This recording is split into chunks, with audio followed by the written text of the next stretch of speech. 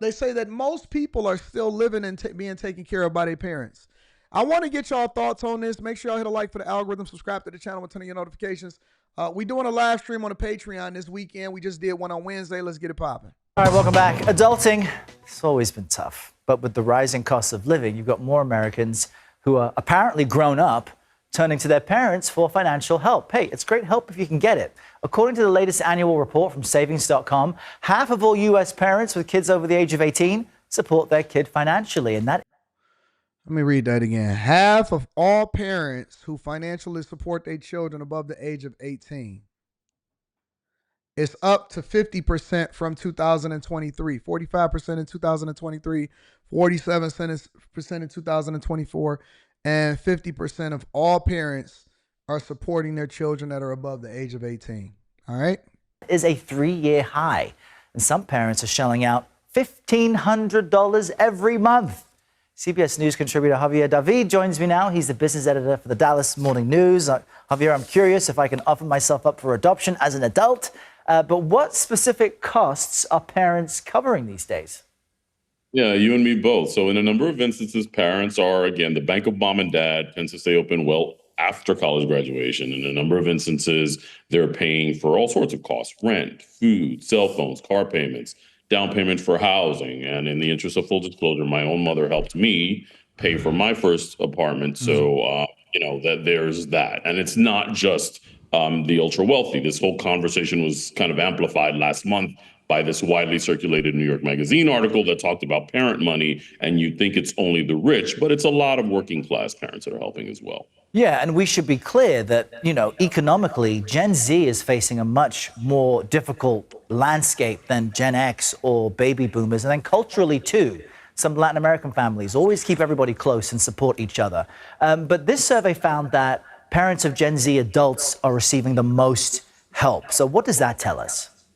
Yeah, just high inflation, high cost of living, especially if you're living in a big city. The housing affordability crisis looms large here. Mortgages are really expensive. There's no relief in sight for renting. A growing number of full-grown adults just need a helping hand. Some adults even have to move back in with their parents. So it's a sacrifice for the parents. If you're a trust fund kid that has,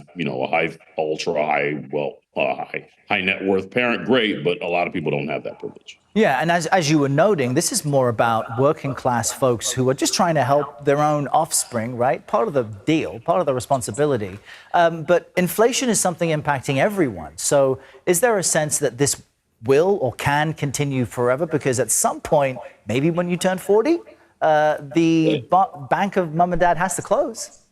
Yeah, so the data suggests that many parents are prepared to cut the money spigot off sometime within the next couple of years. It is a burden for both sides, but keep in mind, there's this generational wealth transfer that's underway from the baby boomers to the millennials and the Zoomers, and to a much, much smaller extent, Gen Xers. The boomers are retiring. They're cracking open their nest eggs.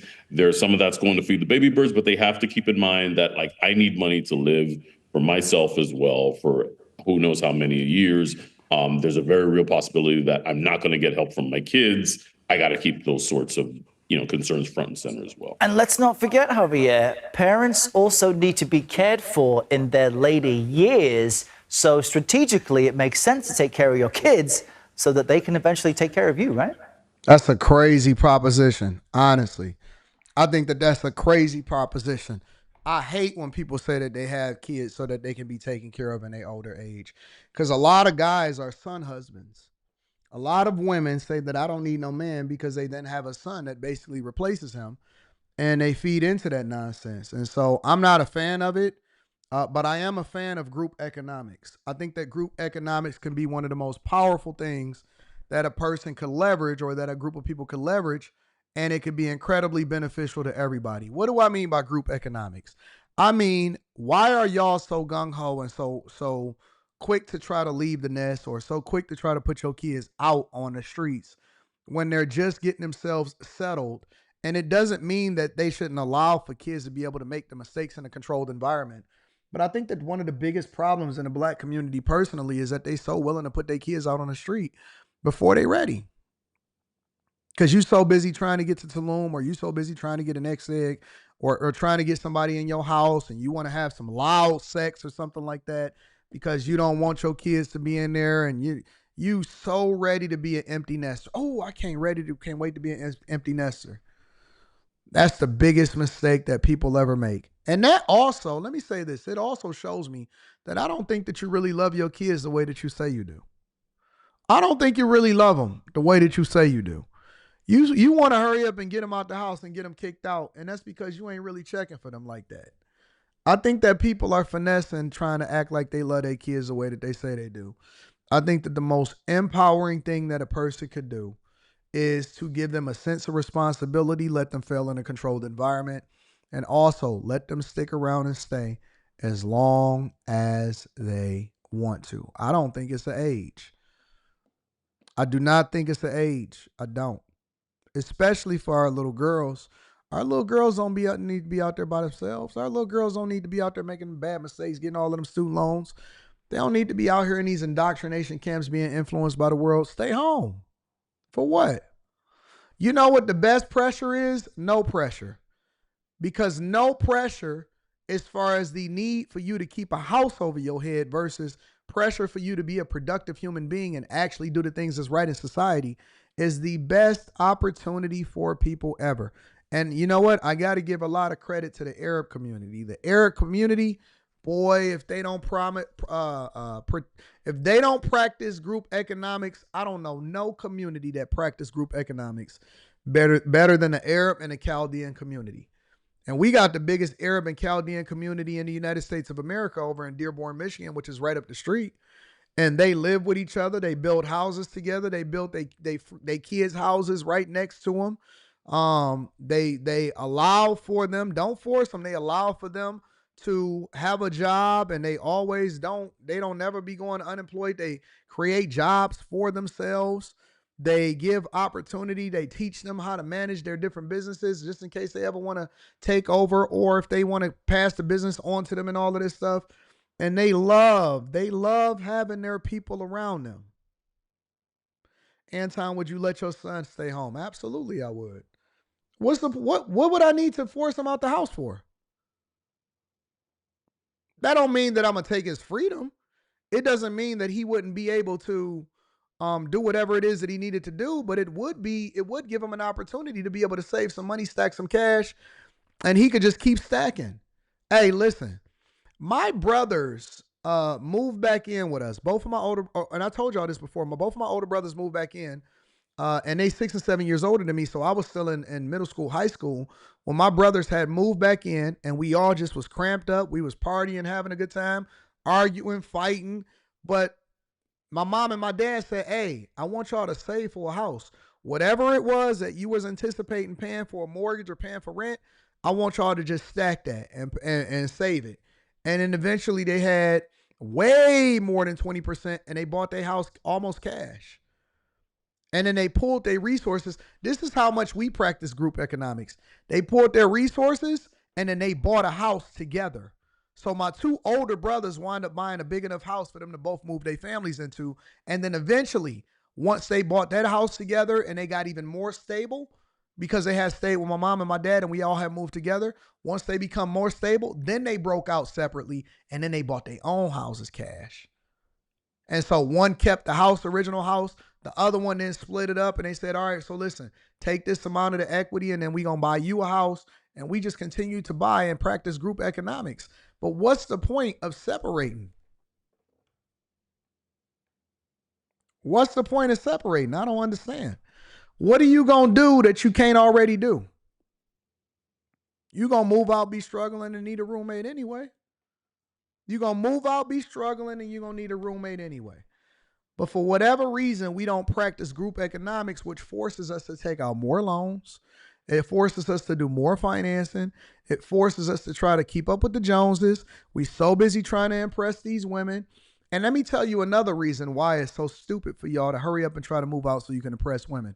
Usually it's because you're running away from the person that you're supposed to be with in the first place. Because the girl that you're supposed to be with, you already know her. The guy that you're supposed to be with, you already know them. So you don't have to go out there and prove to these people that say, yo, I want somebody that's on my level. I want somebody that got their own place. They got their own car. They got a high credit score. What you mean? You 20, 21, 22, 23 years old. You supposed to be broke. You in college. You ain't got no background work history. What you thought you was supposed to be making a lot of money unless you're doing it illegally.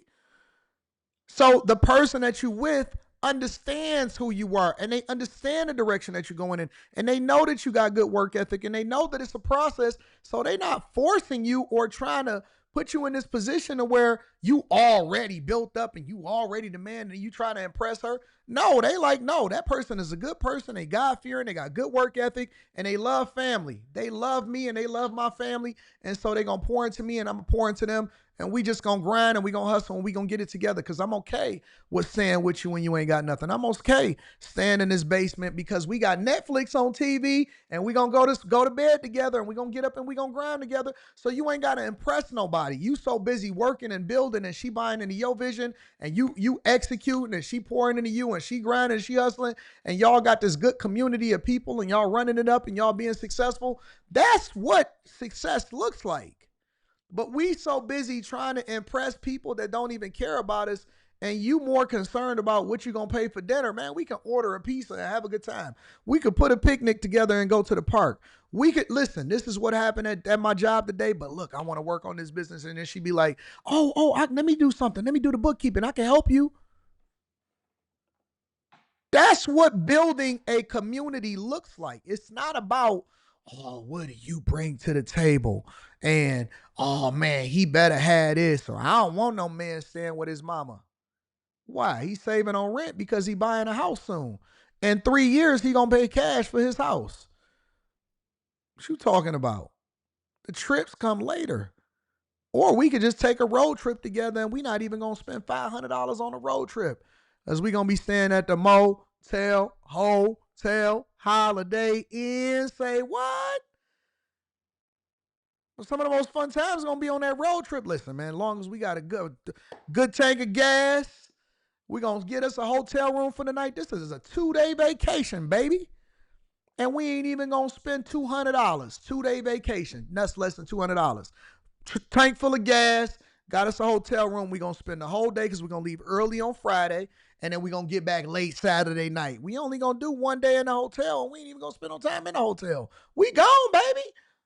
That's what real fun looks like, is getting to know people in a space where you don't need money to make it seem like you're doing something that you're not even really having fun at. Gonna stop at the gas station, get us a couple snacks. We got some good movie. You know what I'm saying? Hey, somebody on your passenger side keeping you up so that you don't fall asleep, and we making that 2 or 3 hour, 4 hour road trip. That's what life is about, baby. You gonna get to know a person, get to know her on that road trip. That road trip where y'all talking about this and that, and she talking about all of the people that used to do her. Man, y'all gonna learn so much about each other on the road, on a $200 road trip, and it's gonna be fun as hell. And you ain't even got to spend a whole lot of money doing it.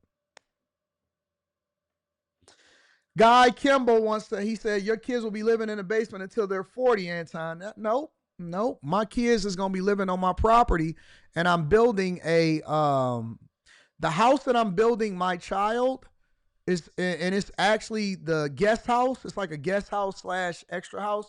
We getting approval from it from the city right now because they've never actually had this done before. The guest house is actually much bigger than the average house in the United States of America. So they don't have to live in the basement. The pool is going to be attached to the guest house. They'll be able to use the pool, and then they'll also have a bridge to come over to the main house, the big house. It's actually a 2.5-year project that we putting together. We're going to talk about it inside of the Patreon. Make sure you tap into the Patreon. Link is in the description. I don't mind my kids being with me for the rest of their life or until they're 40. I'm cool with that. I actually like my daughter. I love being around my daughter. If she wants to live with me until she's 40, I'm cool with that.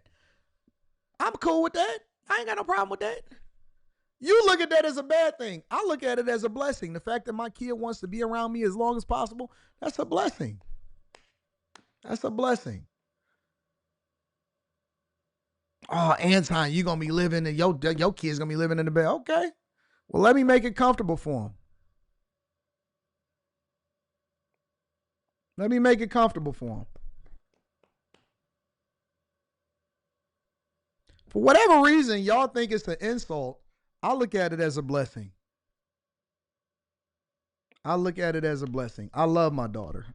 I love my daughter. She can drive any car that she wants. She can do anything that she wants. All of that. It's funny. I just did a video. Don't worry about it. Y'all see it on the vlog today.